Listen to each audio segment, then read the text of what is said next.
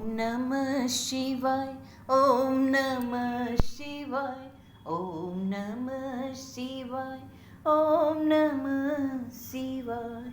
महाप्रलय काल में केवल सद्ब्रह्म की सत्ता का प्रतिपादन, उस निर्गुण निराकार ब्रह्म से ईश्वर मूर्ति सदाशिव का प्राकट्य, सदाशिव द्वारा संपूर्ण भूता शक्ति अंबिका का प्रकटीकरण, उन दोनों के द्वारा उत्तम क्षेत्र काशी या आनंद वन का प्रादुर्भाव, शिव की वांग से परम पुरुष विष्णु का आविर्भाव तथा उनकी शका से प्राकृत तत्वों को क्रमशः उत्पत्ति का वर्णन। ब्रह्मा जी ने कहा, ब्राह्मण देव शिरोमणि, तुम सदा समस्त जगत के उपकार में ही लगे रहते हो।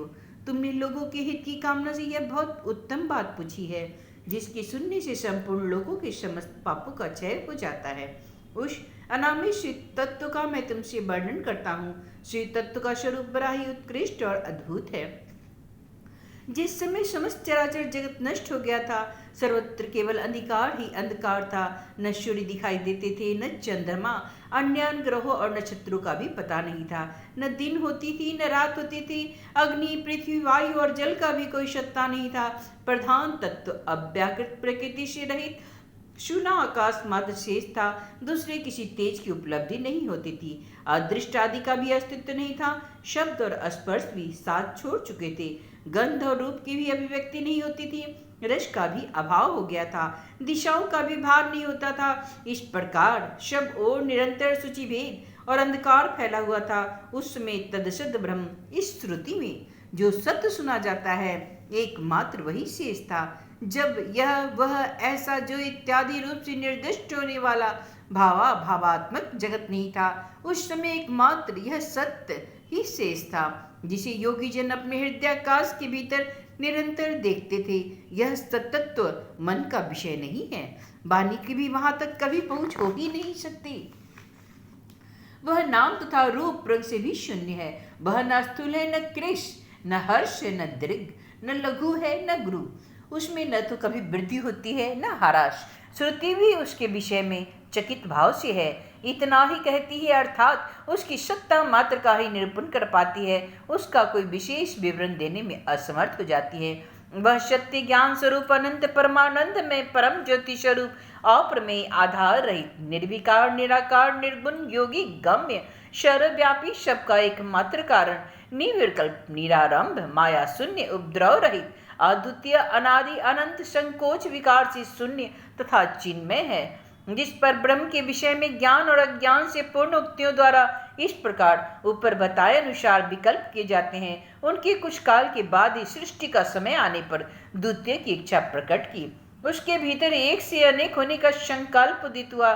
तब उस निराकार परमात्मा ने अपनी लीला शक्ति से अपने लिए मूर्ति आकार की कल्पना की। वह मूर्ति संपूर्ण ऐश्वर्य गुणों से संपन्न, सर्वज्ञानमयी, शुभ स्वरूपा, सर्वव्यापिनी, सर्वस्वरूपा, सर्वदर्शिनी, सर्वकारिणी, सबकी एकमात्र वंदनिया, सर्वाधा, सब कुछ देने वाली और संपूर्ण संस्कृतियों का केंद्र थी।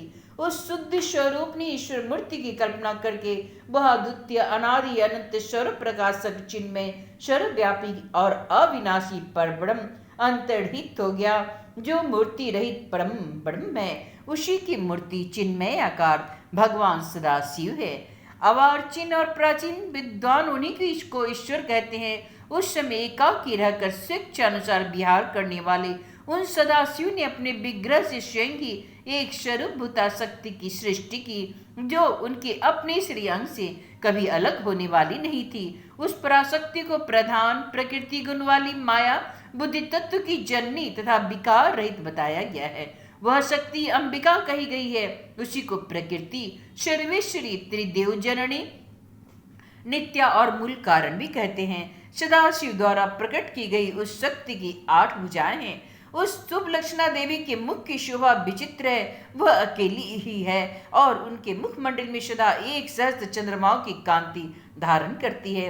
नाना प्रकार के आभूषण उनके श्री अंगों की शोभा बढ़ाते हैं। वह देवी नाना प्रकार की गतियों से संपन्न है और अनेक प्रकार के अस्त्र शस्त्र धारण करती है। उसके खुले हुए नेत्र खिले हुए कमल के समान जान पड़ती है। वह अचिंत्य तेज से जगमगाती है। वह शव की योनि है और सदा उद्यमशील रहती है। एकाग्नि होने पर भी वह माया संयोग वशात अनेक हो जाती है। ये वे जो सदा शिव है उन्हें परम पुरुष ईश्वर शिव शंभु और महेश्वर कहते हैं। वे अपने मस्तक पर आकाश गंगा को धारण करते हैं। उनके भाल देश में चंद्रमा शोभा पाते हैं। उनके 5 मुख है और प्रत्येक मुख में 3-3 नेत्र हैं। उनका चित्त सदा प्रसन्न रहता है। वे 10 भुजाओं से युक्त और त्रिशूलधारी हैं। उनके श्री अंगों की प्रभा कपूर की समान श्वेत गौर है।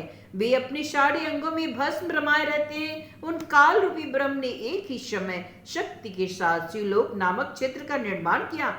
उस उत्तम क्षेत्र को ही काशी कहते हैं। वह परम निर्वाण का मोक्ष का स्थान है जो सबके ऊपर विराजमान है। वे प्रिय प्रियतम रूप शक्ति और शिव जो परमानंद स्वरूप है उस मनोरथ क्षेत्र में नित्य निवास करते हैं। काशी पूरी परमानंद रूपनी है। हे मुने, शिव और शिवा ने पहले काल में भी कभी उस क्षेत्र को अपने सानिध्य से मुक्त नहीं किया था, इसलिए विद्वान पुरुष उसे अविमुक्त क्षेत्र के नाम से भी जानते हैं। वह क्षेत्र आनंद का हेतु है, इसलिए पिनाकधारी शिव ने पहले अपना नाम आनंद वन रखा था। उसके बाद वह अभिमुक्त के नाम से प्रसिद्ध हुआ। देवर्षि एक समय उस आनंद वन में रमन करते हुए शिवा और शिव के मन में यह इच्छा हुई किसी दूसरे पुरुष की भी सृष्टि करनी चाहिए, जिस पर यह सृष्टि संचालन का भार रखकर हम दोनों केवल काशी में रहकर इच्छानुसार विचरे और निर्वाण धारण करें। वही पुरुष हमारे अनुग्रह से सदा सबकी सृष्टि करे, पालन करे और वही अंत में सबका संहार भी करे। यह चित्त एक समुद्र के समान है। इसमें चिंता की उताल तरंगे उठ उठकर हमें चंचल बनाए रहती है।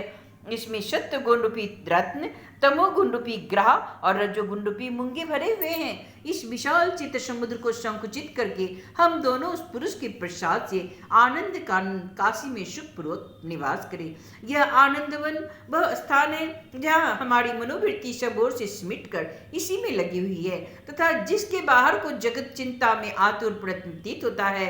ऐसा निश्चय करके शक्ति सहित सर्वव्यापी परमेश्वर शिव ने अपने वाम भाग के 10वें अंग पर अमृत रख लिया। फिर तो वहां से एक पुरुष प्रकट हुआ जो तीनों लोकों में सबसे अधिक सुंदर था। वह शांत था, उसमें सत्वगुण की अधिकता थी तथा वह गंभीरता का अथाह सागर था। मुनि, क्षमा नामक गुण से युक्त उस पुरुष के लिए ढूंढने पर भी कहीं कोई उपमा नहीं मिलती थी। उसकी कांति इंद्रनील मणि के समान श्याम थी। उसके अंग अंग से दिव्य शोभा छिटक रही थी और नेत्र प्रफुल्ल कमल के समान शोभायमान हो रहे थे।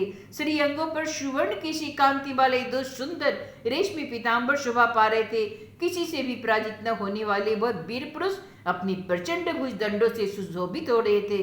तदंतर उस पुरुष ने परमेश्वर शिव को प्रणाम करके कहा, स्वामी मेरे नाम निश्चित कीजिए और काम बताइए। उस पुरुष की यह बात सुनकर महेश्वर भगवान शंकर हंसते हुए मेघ के समान गंभीर वाणी में उनसे बोले। शिव ने कहा, हे वत्स, व्यापक होने के कारण तुम्हारा नाम विष्णु जगत विख्यात होगा। इसके सिवा और भी बहुत से नाम होंगे जो भक्तों को सुख देने वाले होंगे।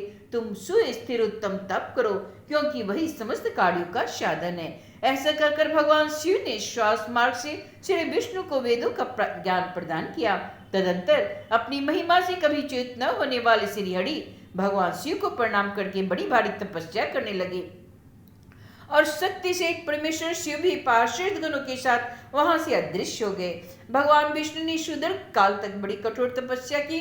तपस्या के परिश्रम से मुक्त भगवान विष्णु के अंगों से नाना प्रकार की जलधाराएं निकलने लगी। यह सब भगवान शिव की माया से ही संभव हुआ। महामुनि, उस जल से सारा वृत्तांत आकाश व्याप्त हो गया। वह ब्रह्म रूप जल अपनी स्पर्श मात्र से सब पापों का नाश करने वाला सिद्ध हुआ। उस समय थके हुए परम पुरुष विष्णु ने स्वयं उस जल में शयन किया। वे दीर्घ काल तक बड़ी प्रसन्नता के साथ उसमें रहे। नार अर्थात जल में शयन करने के कारण ही उनका दूसरा नाम नारायण हुआ। ये श्रुति सम्मत नाम प्रसिद्ध है। उस समय उन परम पुरुष नारायण के सिवा दूसरी कोई प्राकृतिक वस्तु नहीं थी। उसके बाद ही उन महात्मा नारायण देव से यथासमय सभी तत्व प्रकट उत्पन्न हुए। हे महामते विद्वन, मैं उन तीर्थों की उत्पत्ति का प्रकार बता रहा हूँ, सुनो। प्रकृति से महतत्व प्रकट हुआ और महतत्व से तीनों गुण। इन गुणों के भेद से ही त्रिविध अहंकार की उत्पत्ति हुई। अहंकार से 5 तन्मात्राएं हुई और उन 5 तन्मात्राएं से 5 भूत प्रकट हुए। उसी समय ज्ञानेन्द्रियों और कर्मेंद्रियों का विपराध उभाव हुआ। हे मुनिश्रेष्ठ, इस प्रकार मैंने तुम्हें तत्वों की संख्या बताई है। इनमें से पुरुष को छोड़कर शेष सारे तत्व प्रकृति से प्रकट हुए हैं, इसलिए सब के सब जड़ है। तत्वों की संख्या 24 है। उस समय एकाकार हुए 24 तत्वों को ग्रहण करके वे परम पुरुष नारायण भगवान शिव की इच्छा से ब्रह्म रूप जल में सो गए। ओम नमः शिवाय, ओम नमः शिवाय, ओम नमः शिवाय, ओम नमः शिवाय।